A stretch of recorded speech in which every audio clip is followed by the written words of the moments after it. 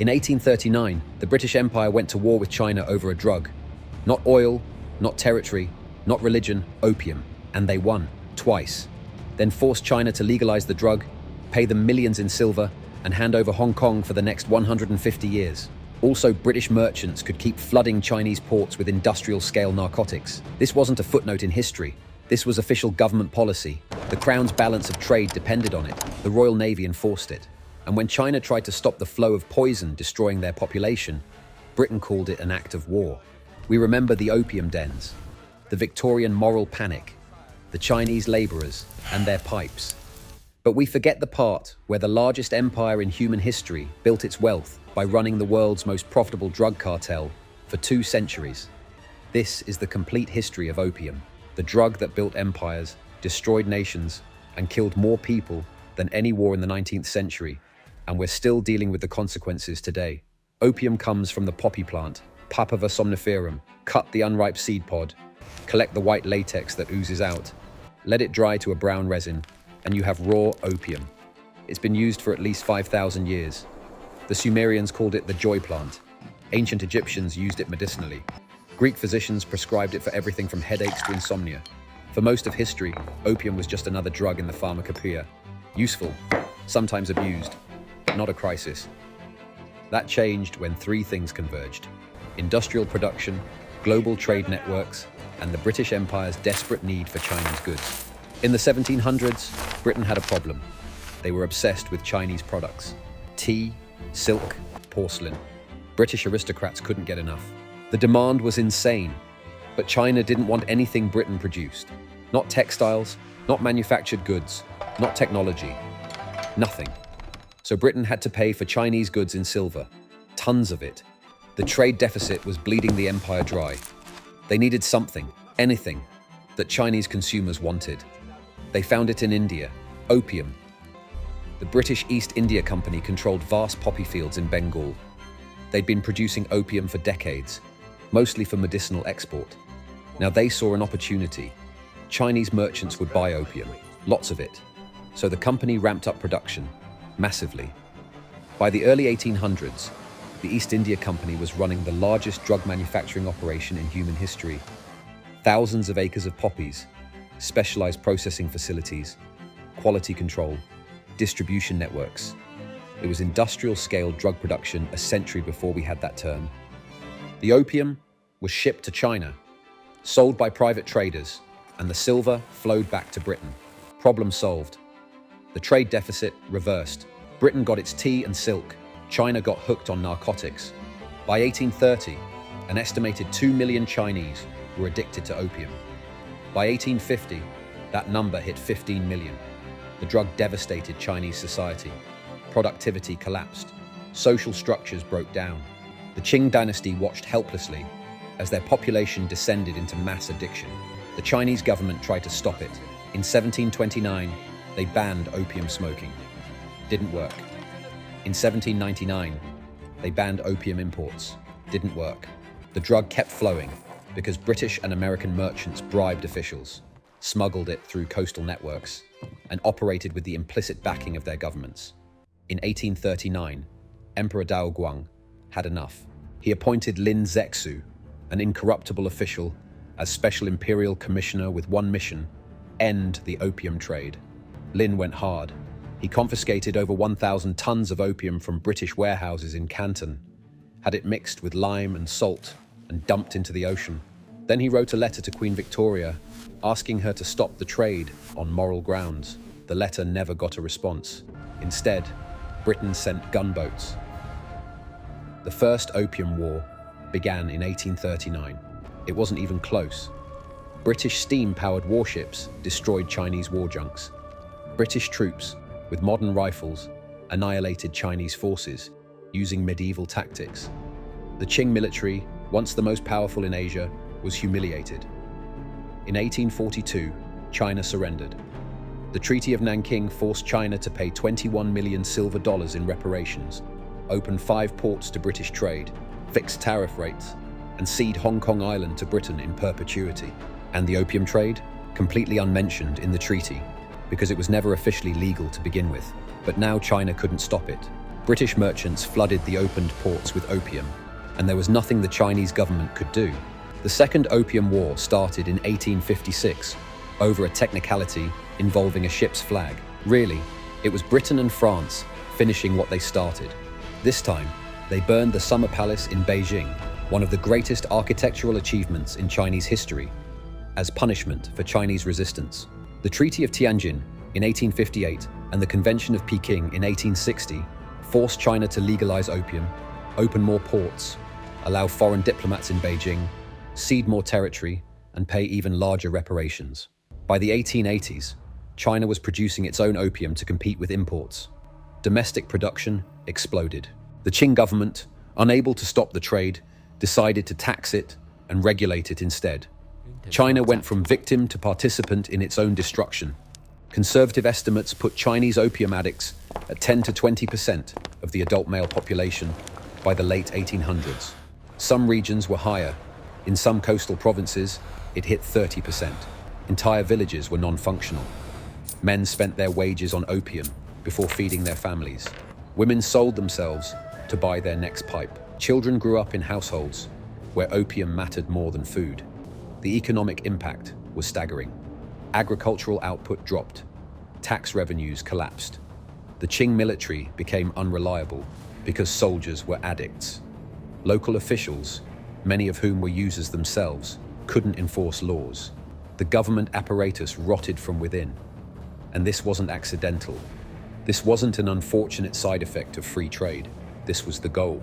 Britain needed silver. China had it. Opium extracted that silver more efficiently than any other trade good. The addiction wasn't a bug, it was a feature. A captive market of millions of people who would trade everything they had for the next dose. The Qing dynasty tried everything. Education campaigns, treatment centers, severe penalties for dealers and users. Nothing worked. Because you can't fight addiction with policy when a foreign military guarantees the supply chain. Every time China got serious about enforcement, British merchants complained to their government, and the Royal Navy showed up to protect free trade. This is where the narrative usually stops. China as victim, Britain as villain, end of story. But the opium crisis didn't end in China. It spread, and it mutated. In the 1850s, Chinese laborers started arriving in America. They came for the gold rush, then stayed to build the railroads. They brought opium with them. By the 1870s, San Francisco had hundreds of opium dens, mostly in Chinatowns, mostly Chinese users. Then white Americans started using it. Middle-class women, prescribed morphine by doctors for female problems, got hooked. Civil War veterans, given morphine for wounds, became addicts. Patent medicines loaded with opiates were sold over the counter to anyone. Mrs. Winslow's soothing syrup, marketed for teething babies, contained morphine. Ayer's cherry pectoral, a cough remedy, was loaded with opiates. Laudanum, a tincture of opium dissolved in alcohol, was in every medicine cabinet. By 1900, America had an estimated 300,000 opiate addicts, higher per capita addiction rates than China. Most were white, most were women, most were middle class. They weren't smoking opium in dens, they were taking it as medicine prescribed by respectable doctors. Morphine for menstrual cramps, laudanum for anxiety, opiate-laced syrups for everything from headaches to insomnia. The Victorian medical establishment created an addiction epidemic and called it treatment. Hypodermic syringes, invented in the 1850s, made morphine injection easy and socially acceptable. Doctors prescribed it liberally. Patients could even buy syringes and morphine at pharmacies to self-administer at home. The soldier's disease, morphine addiction from Civil War medical treatment, affected tens of thousands of veterans. These weren't recreational users. They were patients who trusted the medical system and got hooked. But the moral panic focused on Chinese opium dens, not white pharmaceutical addiction. The narrative shifted from opium is destroying China to Chinese immigrants are bringing opium to corrupt white society. San Francisco banned opium dens in 1875. Federal restrictions followed. The Chinese Exclusion Act of 1882 cited opium use as one justification for banning Chinese immigration. The racism was explicit. Opium smoked in a Chinese den was a moral threat. Morphine injected by a white doctor was medicine. Meanwhile, pharmaceutical companies were innovating. In 1874, a British chemist named C.R. Alder Wright first synthesized diacetyl morphine by boiling morphine with acetic anhydride. It was stronger than morphine, much stronger. In 1898, the Bayer Pharmaceutical Company started marketing it as a cough suppressant and morphine addiction treatment. They called it heroin, derived from the German word heroisch, meaning heroic, because of how powerful it was. Heroin was sold over the counter, in bottles, in lozenges, for children's coughs, for adult coughs, for whatever ailed you. Bayer advertised it aggressively. It was marketed as safe, non-addictive, and more effective than codeine. Within a decade, doctors realized heroin was viciously addictive, more addictive than morphine. Withdrawal was brutal, and the number of heroin addicts was exploding. By 1914, America passed the Harrison Narcotics Act, the first federal drug control law. It didn't ban opiates outright, but it heavily restricted them and required prescriptions. Overnight, hundreds of thousands of addicts were cut off from legal supply. A black market formed immediately. Criminal organizations saw an opportunity. The same dynamic that prohibition would create for alcohol in the 1920s was already operating for opiates in the 1910s. In the 1930s and 40s, heroin addiction was mostly an urban problem. Poor neighborhoods, jazz musicians, marginalized communities. The government response was criminalization and imprisonment, not treatment. After World War II, the heroin trade globalized. The French Connection brought heroin from Turkey through Marseille to New York. The Golden Triangle in Southeast Asia produced massive quantities. The CIA, fighting communism, turned a blind eye to drug trafficking by anti-communist allies. During the Vietnam War, American soldiers had easy access to pure heroin. Some estimates put soldier addiction rates at 10 to 15%. When they came home, they brought the addiction with them. The heroin epidemic of the 1970s was partly fueled by returning veterans. Then came the next evolution. In the 1990s, pharmaceutical companies developed new opioid painkillers. OxyContin, released by Purdue Pharma in 1996, was marketed as safe, effective, and less addictive than other opioids. It was a lie. Purdue knew it was highly addictive. Internal documents proved they knew, but they marketed it aggressively to doctors anyway. Sales reps were paid bonuses to push higher doses. Doctors were wined and dined and given misleading information about addiction risks. Within a decade, America was drowning in prescription opioids. Millions of people got hooked.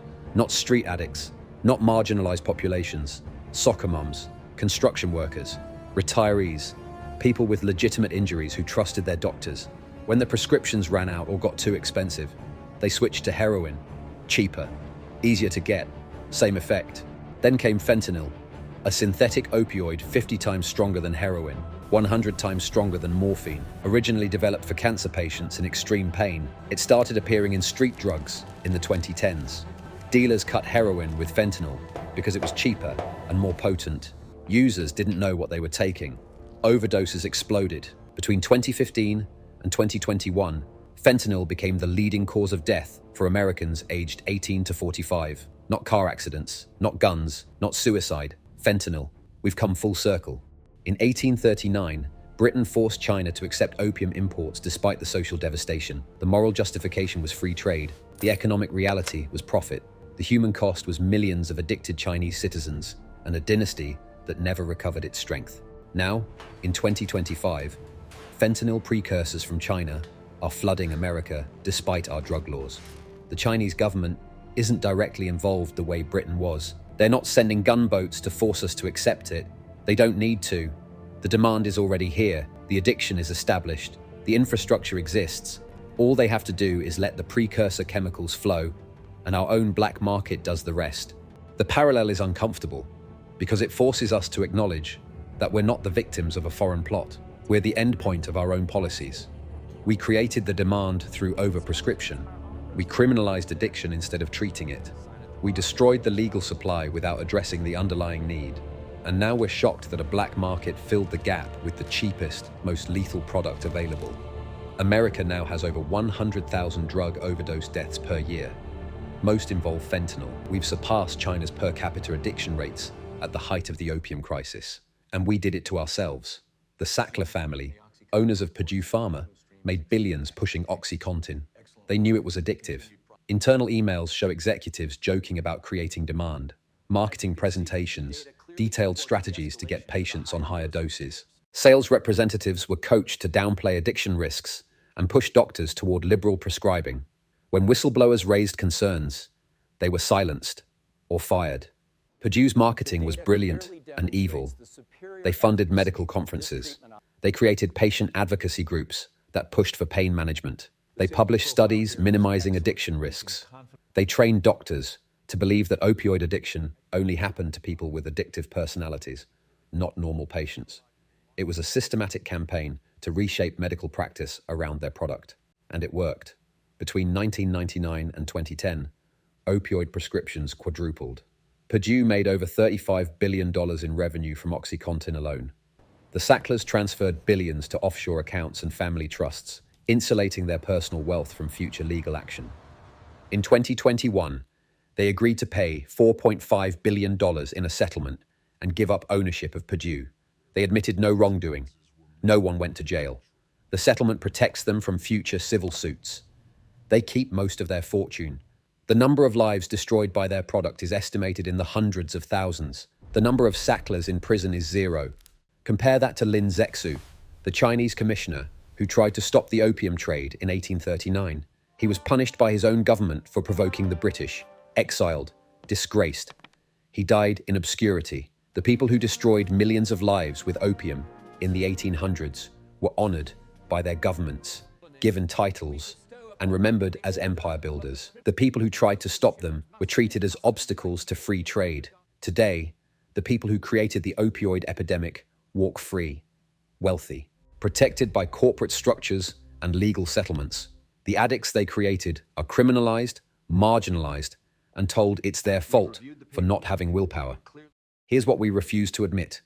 The opioid crisis isn't an aberration. It's the system working as designed. Opium made the British Empire rich for 2 centuries. Heroin funded organized crime for decades. Prescription opioids made pharmaceutical companies billions in the 1990s and 2000s. Fentanyl is now the cheapest, most efficient way to serve the addiction those pharmaceuticals created. At every stage, the people profiting from addiction were legal, respected, and defended by governments. The people suffering from addiction were illegal, despised, and punished by those same governments. The First Opium War wasn't about drugs. It was about Britain's right to sell drugs. When China tried to protect its population from mass addiction, Britain called it a violation of free trade and sent warships. The current fentanyl crisis isn't about drugs either. It's about the predictable endpoint of a medical system that overprescribed opioids for profit, a drug war that criminalized addiction instead of treating it, and a black market that filled the gap with the cheapest, deadliest product available. We learn nothing from the opium wars, nothing from the heroin epidemic, nothing from any of it. We're still treating addiction as a moral failing instead of a medical condition. We're still criminalizing users while protecting manufacturers. We're still prioritizing profit over public health. Lin Zexu tried to stop the opium trade because he saw what it was doing to his people. He failed because the economic interests were too powerful and the government backing them was too strong. Today, we know exactly what fentanyl is doing to our people. We have the resources to stop it. We have the medical knowledge to treat addiction. We have the policy tools to regulate pharmaceuticals and prosecute companies that lie about their products. We just don't do it because the same logic that justified the opium wars is still operating. Profit matters more than lives. Corporate interests matter more than public health. Free markets matter more than human suffering. China took 100 years to recover from the opium crisis.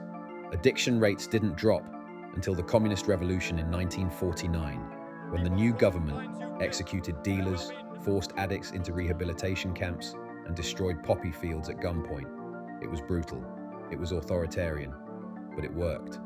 America won't do that. We won't even do the humane version. Free treatment, safe injection sites, decriminalization, harm reduction. We won't fund it adequately. We won't remove the stigma. We won't treat it like the public health crisis it is. So the bodies keep piling up. 100,000 overdose deaths a year, every year. And we act surprised. We call it a crisis. We declare wars on drugs. We arrest users. We underfund treatment. And the people who started it, the pharmaceutical executives who knew their drugs were addictive and marketed them anyway, walk away with billions.